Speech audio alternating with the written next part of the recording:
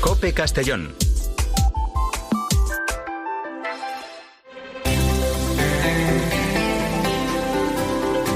En Mediodía COPE, El Espejo. Estar informado. Buenas y bendecidas tardes en COPE Castellón. Es hora de mirarnos en el espejo de la iglesia de nuestra diócesis. Nos acompaña Jorge Monsonís en el control técnico y Juan Gonzalvo en la redacción. Al micrófono les saluda Paz Ferrín, servidora de ustedes. Empezamos en COPE, el espejo de Segorbe Castellón.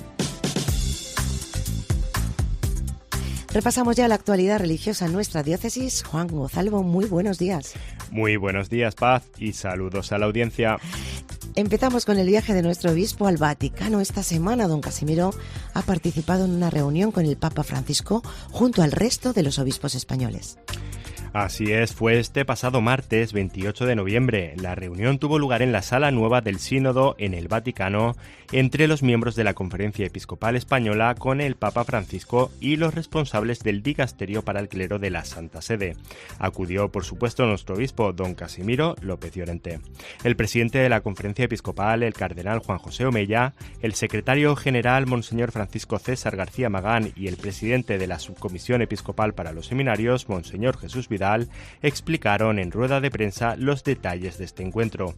La reunión sirvió para dar cuenta del resultado de la visita apostólica a los seminarios españoles que tuvo lugar en el primer trimestre del 2023. Los obispos mantuvieron una extensa conversación con el Santo Padre sobre los seminarios y la formación necesaria. Seguidamente recibieron el documento de trabajo elaborado por el Dicasterio para el Clero. Y Juan, cuéntanos, ¿tenemos más detalles respecto al intercambio que se produjo entre los obispos y el Santo Padre? Sí, Paz, el encuentro comenzó a las 8 de la mañana con un tiempo de oración dirigido por el cardenal Cantalamessa, predicador de la Casa Pontificia, quien hizo una meditación basada en el acontecimiento de Pentecostés sobre la necesidad y la importancia del encuentro personal con Jesucristo de los sacerdotes y seminaristas. En el transcurso de la meditación se unió al encuentro el Papa Francisco. Tras la reflexión, el presidente de la Conferencia Episcopal Española, el cardenal Omella, dirigió el saludo al Santo Padre agradeciendo la invitación a este encuentro y la visita apostólica realizada. Inmediatamente después comenzó un extenso diálogo de más de 2 horas con el Papa Francisco, centrado en la cuestión de los seminarios. Se abordaron temas como la formación en los seminarios, la experiencia pastoral de los seminaristas o la importancia de las diversas dimensiones de la formación, la pastoral, espiritual, teológica y humana. Y Juan, ¿se ha traído de Roma alguna tarea, don Casimiro? ¿Cuáles son las conclusiones del encuentro? Las conclusiones se abordaron en una reunión entre los miembros del Dicasterio y los obispos españoles, a quienes se dio traslado de las mismas. Los miembros del Dicasterio señalaron los acentos importantes que el texto para la formación de los seminaristas, aprobado por la Conferencia Episcopal, ya recoge y en lo que se debe insistir en adelante. A partir del texto se inició un diálogo entre los obispos y los miembros del Dicasterio para poder desarrollar las mencionadas recomendaciones, que tienen como objetivo formar sacerdotes misioneros para una iglesia en salida. Como obispo referente para este proceso de discernimiento e impulso de la formación en los seminarios, se nombró a monseñor Jesús Vidal, presidente de la Subcomisión Episcopal para los Seminarios. El documento de trabajo destacó algunos de los criterios que señala la Ratio Fundamentalis de los seminarios españoles, que lleva por título Formar pastores misioneros. El documento requiere que en los próximos años se afronte este proyecto con flexibilidad, sin rigores, adaptando a las circunstancias de cada provincia eclesiástica o diócesis. Los responsables del dicasterio manifestaron su disponibilidad a colaborar con el desarrollo de estas medidas en las diversas diócesis y seminarios. Nos vamos ahora hasta San Joan de Peñagolosa, porque esta semana la Comisión de Seguimiento de las Obras de Rehabilitación ha realizado una visita. ¿Cómo están avanzando las obras, Juan?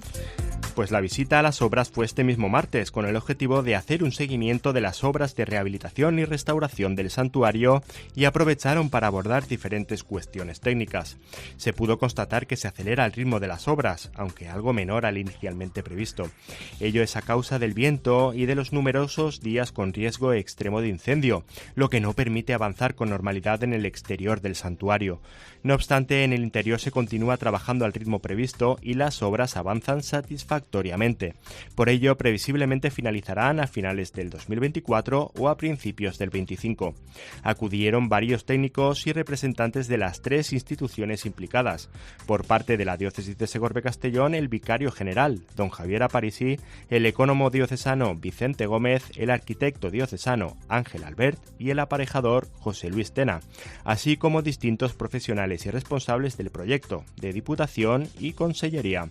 Cabe recordar que la recuperación y rehabilitación de este conjunto patrimonial, declarado bien de interés cultural y monumento histórico-artístico, está siendo posible gracias al convenio marco de colaboración firmado entre la Consellería de Educació, Cultura y Esport, la Diputació Provincial de Castelló y la Diócesis de Segorbe-Castellón en junio del 2021. Damos cuenta ahora de una propuesta para los jóvenes de nuestra diócesis de la mano de la Delegación para la Infancia y la Juventud y la Pastoral Universitaria. Cuéntanos de qué se trata, Juan. Se trata de una misión de voluntariado para jóvenes a Etiopía durante el mes de agosto y que, como decías, han organizado conjuntamente la Delegación Diocesana para la Infancia y la Juventud y la Pastoral Universitaria. Está dirigida a jóvenes de entre 18 y 35 años que, como dice la Madre Teresa, que tengan un corazón para amar y unas manos para servir. Tal como nos confirman desde la organización, el objetivo fundamental de este voluntariado es facilitar a los jóvenes un encuentro con Cristo, sediento de amor en la carne sufriente de los más pobres de entre los pobres, así como presente realmente en la Eucaristía.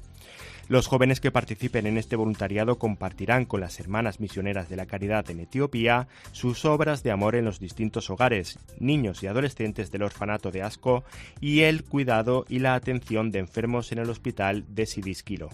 También participarán cada mañana en la misa, así como en la hora santa todas las tardes, y tendrán momentos para compartir sus experiencias con otros jóvenes y voluntarios. Del mismo modo recibirán varias charlas sobre la Madre Teresa y su espiritualidad. Juan, ¿dónde tienen que inscribirse los interesados y qué precio tiene?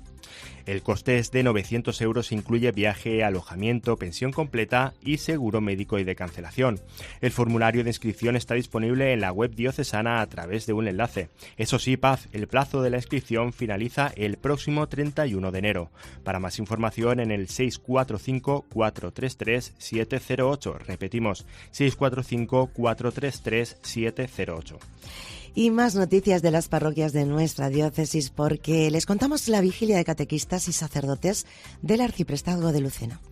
Es la tercera vez que se celebra, coincidiendo con el fin del año litúrgico y el comienzo del tiempo de Adviento. Los 2 primeros encuentros se llevaron a cabo en la parroquia de la Asunción de Nuestra Señora de Llucena y este último se ha celebrado en la parroquia de San Mateo Evangelista de Figueroles. En la celebración, presidida por Mosén Juan Vivaquerizo, hubo una reflexión en torno a la parábola de las 10 vírgenes, las necias y las prudentes, que nos cuenta el Evangelio. Después tuvieron un rato de oración ante el Santísimo Sacramento y realizaron el gesto de encender velas en una alcuza de aceite. También hubo unas preces especiales en las que se puso en manos del Señor y toda la labor de transmisión de la fe de los niños y jóvenes de estas 13 parroquias que conforman el arciprestazgo.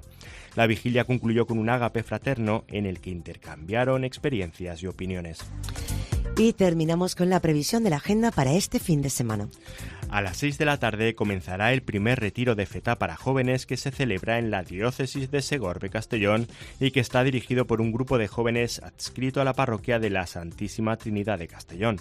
Tal como han confirmado desde la organización, un total de 105 personas vivirán esta experiencia única e irrepetible, pues el retiro solo se puede hacer una vez en la vida. Es verdad que tras participar en el mismo, los jóvenes pueden sumarse a la actividad que semanalmente se organiza en la parroquia. El retiro de fetá es, por decirlo de alguna manera, el hermano joven de los retiros de Maús. Está dirigido a jóvenes de entre 18 a 30 años y es de carácter mixto. Tenemos 2 actos más programados para esta tarde, Paz. La primera cita será a las 7 de la tarde en la Universidad CEU en Castellón. Allí tendrá lugar el acto de agradecimiento a los donantes de Cáritas Diocesana y estará presidido por nuestro obispo. Y a las 9 de la noche la Concatedral de Santa María acogerá la primera vigilia del curso pastoral organizada por la Delegación Diocesana para la Infancia y la Juventud. En la misma participará nuestro obispo. Don Casimiro también participará este domingo en una Eucaristía que se va a celebrar en Benitandús con motivo de la visita de la Mare de Déu dels Desemparats. Juan, muchas gracias por la información y feliz fin de semana. Feliz fin de semana a todos. En En Mediodía COPE, El Espejo. Estar informado. Hoy nuestro obispo nos invita a la reflexión para vivir este Adviento como un tiempo de espera y esperanza. Don Casimiro nos exhorta a abrir el corazón a Dios que se hace hombre en el misterio de la Navidad. Escuchamos a don Casimiro López Llorente. Queridos diocesanos, este domingo comienza el tiempo litúrgico del Adviento, palabra que significa venida. Son 4 semanas para prepararnos a la celebración gozosa de la Navidad, la primera venida en la historia de Jesús, el Hijo de Dios, el Mesías y Salvador. Por otra parte, en este tiempo dirigimos nuestra mirada hacia la segunda venida de Jesucristo al final de los tiempos, con poder y con gloria, para juzgar a vivos y muertos. El Adviento nos invita a despertar de un estilo de vida rutinario y resignado, preparándonos para el encuentro final con Cristo glorioso, haciendo elecciones valientes, alimentando la esperanza de un futuro nuevo. Por ello, el Adviento mira también al presente. Jesús, el Hijo de Dios, ha muerto y ha resucitado para que todo el que crea en Él tenga vida eterna. Cristo vive y está entre nosotros. En Él, Dios ama a cada uno personalmente y sin medida. Cristo vivo sale constantemente a nuestro encuentro, en su palabra, en la oración, en sus sacramentos, en los acontecimientos de cada día, en cada hombre y mujer, en especial en los hambrientos y sedientos, forasteros, enfermos y encarcelados. Esta triple perspectiva hace que el Adviento sea un tiempo de alegría serena, de espera vigilante y de la verdadera esperanza. El cristiano vigila y espera siempre la venida del Señor. No se deja vislumbrar ni aturdir por los reclamos de este mundo. Se prepara para la celebración de la Navidad sabiendo que el Señor resucitado y su salvación están ya presentes en su Iglesia, y lo hace con la esperanza confiada en su venida definitiva. Esto despierta actitudes de fe y de humildad, reconociendo que tenemos necesidad de Dios, lo que suscita nuestro deseo de encontrarnos con Cristo. El Adviento nos llama a la conversión, a volver nuestra mirada a Dios. Pero ¿cómo lo haremos si no reconocemos que estamos necesitados de Dios y de su salvación, de su amor, de su perdón y de su vida? Hay quien afirma que no tiene necesidad de Dios porque con lo que tiene y disfruta en este mundo se siente feliz. Necesitamos ser humildes, vivir en la verdad, para sentirnos pobres y abrirnos a la novedad y riqueza de Dios. La pobreza espiritual es sentirse necesitado de Dios, el único capaz de llenar nuestro deseo de plenitud, de felicidad y de vida para siempre. Es la disposición para acoger todas y cada una de las iniciativas de Dios y de su novedad en nuestra vida. Dios viene a nuestro encuentro porque nos ama. La conversión a Dios equivale a acoger al Señor presente entre nosotros y en la existencia de cada cual. La espera vigilante es también luchar contra el mal que nos acecha y es a la vez expectación confiada y gozosa de Dios que nos salva y libera del mal. Acoger a Dios presente entre nosotros aviva y fortalece nuestra esperanza. El Papa Benedicto XVI, en su encíclica Spe Salvi, Salvados en la Esperanza, señala que el hombre tiene diferentes esperanzas en las diversas épocas de su vida, unas más grandes y otras más pequeñas. Sin embargo, indica el Papa, cuando estas esperanzas se cumplen, se ve claramente que esto en realidad no lo era todo. Está claro que el hombre necesita una esperanza que vaya más allá. Es evidente que solo puede contentarse con algo infinito, algo que será siempre más de lo que nunca podrá alcanzar. De esta gran esperanza que es Dios nos habla el tiempo del Adviento. Este tiempo nos ofrece la oportunidad de preguntarnos qué esperamos de verdad. Muchos están afectados hoy por un oscurecimiento de la esperanza. Parecen desorientados e inseguros, con miedo a afrontar el futuro, a asumir compromisos duraderos, a adoptar decisiones de por vida, a abrirse al don de la vida. El vacío interior y la pérdida del sentido de la vida atenazan a muchas personas porque viven sin esperanza. En la raíz de esta pérdida de esperanza está el intento de excluir a Dios y a su Hijo Jesús de nuestra vida.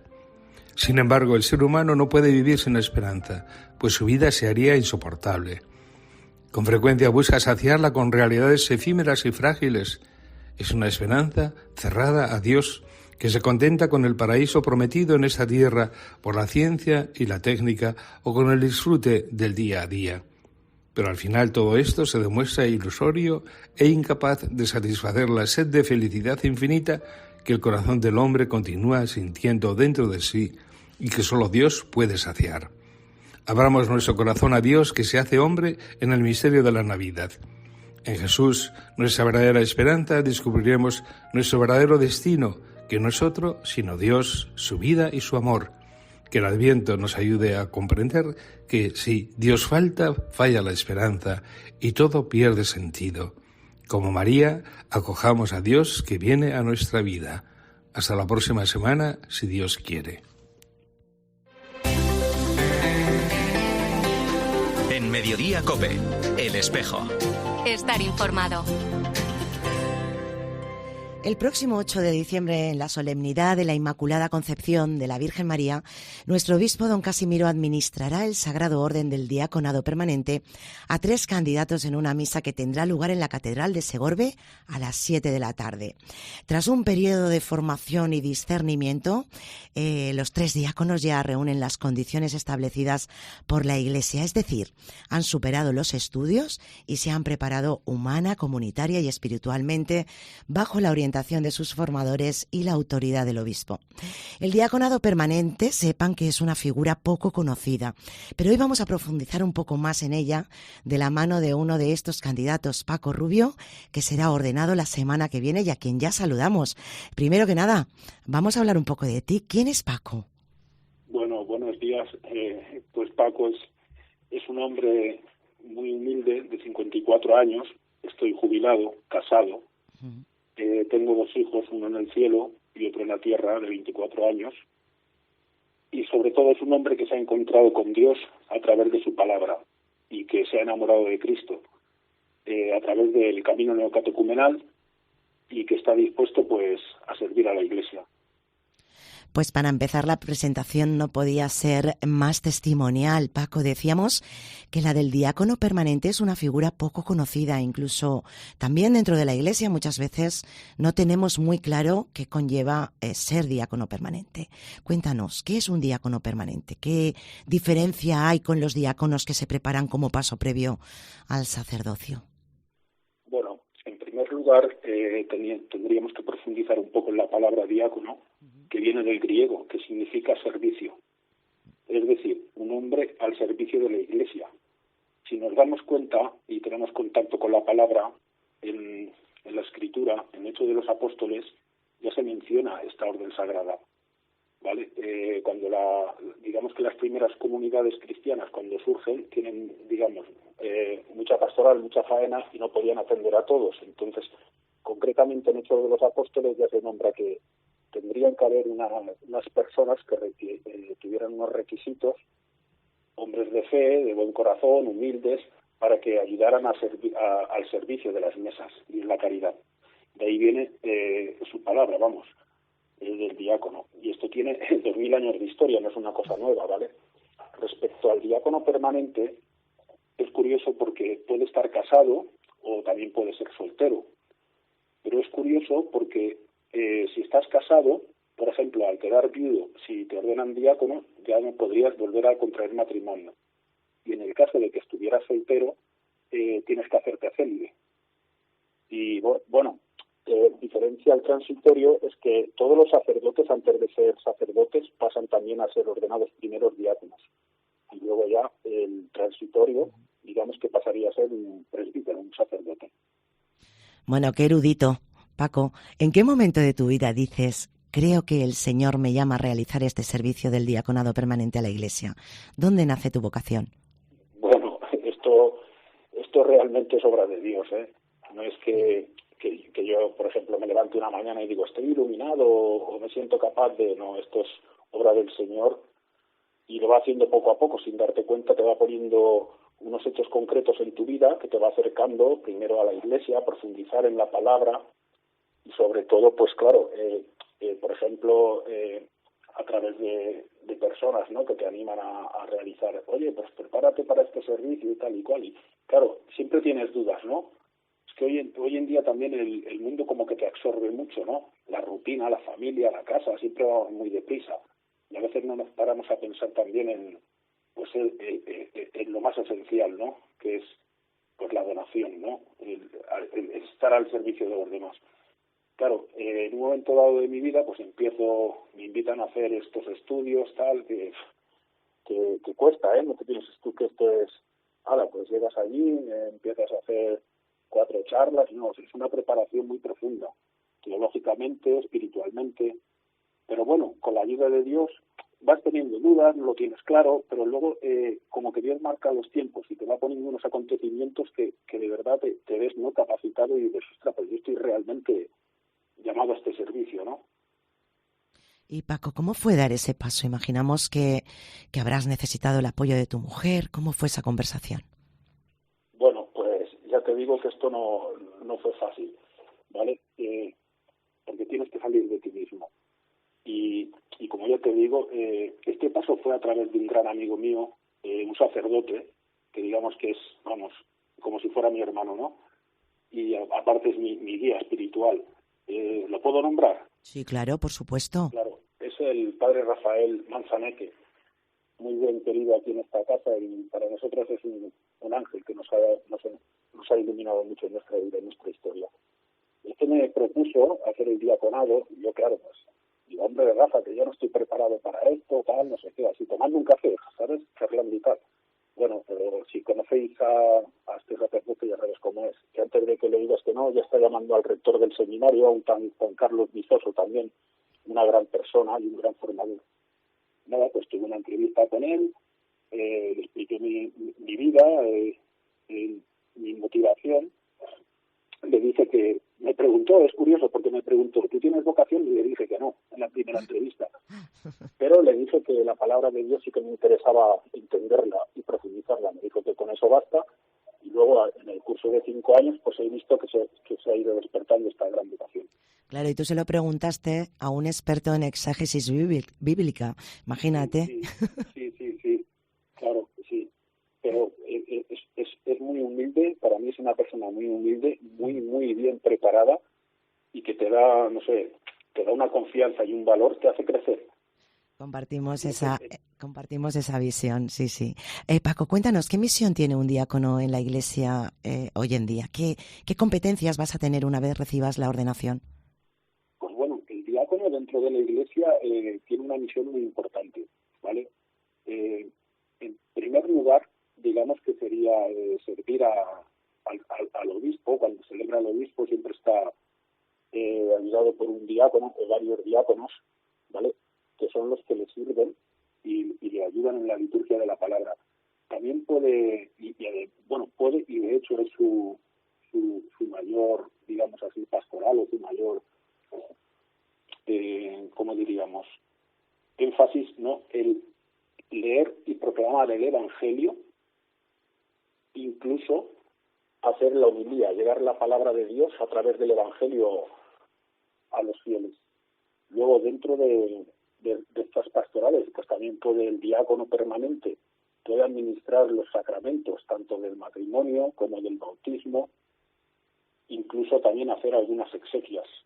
Y supongo que luego, pues también en algunas pastorales más particulares, como ayudar, ¿no?, en Cáritas, estar en el duelo de los enfermos, en el duelo de los difuntos, en fin, hay un abanico muy grande que el diácono puede desempeñar en la Iglesia y creo que es muy importante. Paco, se nos acaba el tiempo, pero sí que me gustaría que nos hicieras una recomendación. Imagínate que alguien nos está escuchando y a través de tus palabras, que desde luego nos están llegando de manera muy profunda, lo estás explicando todo perfectamente. Imagínate que a través de tus palabras siente un poco la llamada y se plantee pues lo mismo que te estás planteando tú o incluso más, ¿no? Ya sea como diácono permanente, como sacerdote, como religioso o religiosa o incluso al matrimonio. ¿Qué mensaje le darías? Bueno, pues en primer lugar les diría que tuvieran siempre presente la humildad que Cristo tuvo con nosotros, ¿vale? Que esto no es fácil, por supuesto, pero tenemos que estar siempre presentes en que Cristo es una figura que está vivo y ha resucitado por nuestros pecados, y sobre todo que tuvieran fuerza para evangelizar, ¿no? Para evangelizar con amor, con caridad. Pues Paco Rubio, como tú mismo nos decías al principio, un hombre al servicio de la Iglesia. Muchísimas gracias por adentrarnos más en la figura del diácono permanente. Gracias también por materializar tu vocación y sobre todo por tu testimonio, ¿no? Y si ha ayudado a alguien, algún oyente a sentir esa llamada, pues muchísimo mejor. Muchas gracias y un abrazo. Vale, muchísimas gracias a vosotros y que Dios os bendiga.